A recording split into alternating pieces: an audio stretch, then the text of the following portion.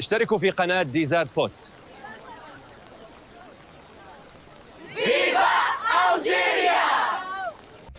السلام عليكم ورحمة الله تعالى وبركاته خوتي. راح نحكيو اليوم على ريان بالعيد لاعب أتلتيكو مدريد الإسباني. شاهدوا هذا اللاعب. ريان بالعيد هو لاعب يلعب في أتلتيكو مدريد، رقية للفريق الأول، يبلغ من العمر 20 سنة، يلعب في وسط الميدان الدفاعي وأيضا وسط ميدان هجومي. سجل الموسم الفارط 6 أهداف و3 تمريرات حاسمة مع الفريق الثاني لأتلتيكو مدريد، وتم ترقيته ويتواجد حاليا مع الفريق الأول لأتلتيكو مدريد. شاهدوا فنيات هذا اللاعب العالية، لاعب ممتاز جدا هذا اللاعب. شوف هنا يراوغ، رغم أنه يعني منصبه الأصلي وسط ميدان دفاعي لكن يشارك كثيرا في الهجوم ويتميز بإمكانيات كبيرة جدا. شوف كيف يصعد للهجوم، شوف ما شاء الله لاعب رائع جدا. يراوغ عنده جرأة كبيرة، عنده إمكانيات عالية جدا، لاعب متميز ورائع ويفعل كل شيء في الملعب. هذا اللاعب اختار المنتخب الجزائري لأقل من 17 سنة، لكن مع الأسف تم تهميشه من مدرب المنتخب الجزائري آنذاك سلاطني، وقال عليه بلي لاعب ناقص وما لعبوش آنذاك في مباراتين وديتين. ليختار اللاعب بعد ذلك تمثيل منتخب إسبانيا للشباب، وحاليا يلعب مع المنتخب الإسباني للشباب، لكن مازال قادر يرجع يلعب مع المنتخب الجزائري بصفة عادية جدا. شوفوا هنا هذا اللاعب، شوفوا كيفاش يراوغ، أهدافه، تمريراته الحاسمة، تمريراته الدقيقة، يعني لاعب فنان بكل ما تحمله الكلمة من معنى. لاعب رائع جدا. شوفوا تسديداته القوية، مراوغاته، تمريراته، أحكموا عليه وحدكم.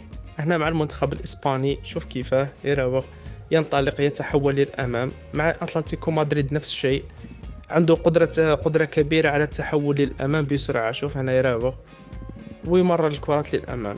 هنا تسديدة رائعة أسكنها الشباك من بعيد.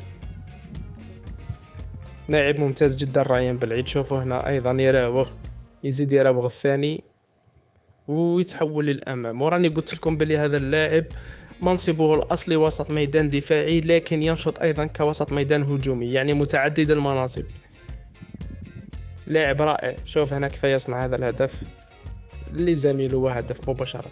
هنا أيضا يتحول للأمام، تمريرة رائعة، تمريرة هدف محقق. هنا أيضا شوفوا كيف يراوغ، يتمتع يعني بإمكانيات كبيرة جدا. أنا مانيش فاهم لاعب كيما هذا تقول عليه ناقص. شوف هنا هدف ممتاز. هنا أيضا يراوغ ويمرر الكرة لزميله. هنا أيضا كاين يتحول تقريبا كأنه جناح ويصعد للأمام، نفس الشيء يراوغ ويصعد للأمام. هنا شوفوا كيف يراوغ ويمنح تمريرة لزميله. هنا يتحول كأنه جناح رغم أنه ليس بجناح، ويمد الكرة مباشرة، كادت تحول لهدف. يعني لاعب ممتاز جدا ريان بالعيد، لاعب ممتاز جدا. شوف هنا، شوف هنا السرعة، الشراسة في اللاعب، تمريرات للأمام، يعني لاعب من طينة الكبار. أنا متأكد أنه إذا بقى في أتلتيكو مدريد راح يكون عنده كلمة في المستقبل القريب. قادرين تقولوا لي 20 سنة، يامال 17 سنة في البارسا هو كل شيء، بس ما تقدرش تحكم على اللاعب.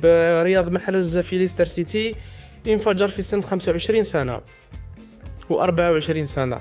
ما رياض محرز قبل ذلك لم يكن لديه مسيرة كبيرة. يعني كل لاعب كيفاش المسيرة تاعو تكون. شوف هنا كيفاه يمد تمريرة حاسمة للاعب رقم 9 هنا مع المنتخب الإسباني. شوف كيفاه قدم تمريرة رائعة ولا زميله ضيعها. يعني لاعب ممتاز جدا ريان بالعيد. أتمنى أن يتم منحه فرصة قريبا في المنتخب الجزائري بعد أن يفرض نفسه في أتلتيكو مدريد بإذن الله. إلى هنا نصل للنهاية أعزائي المشاهدين، لا تنسوا دعمنا بلايك، اشتراك وتفعيل الجرس ليصلكم الجديد والمزيد دوما. سلام.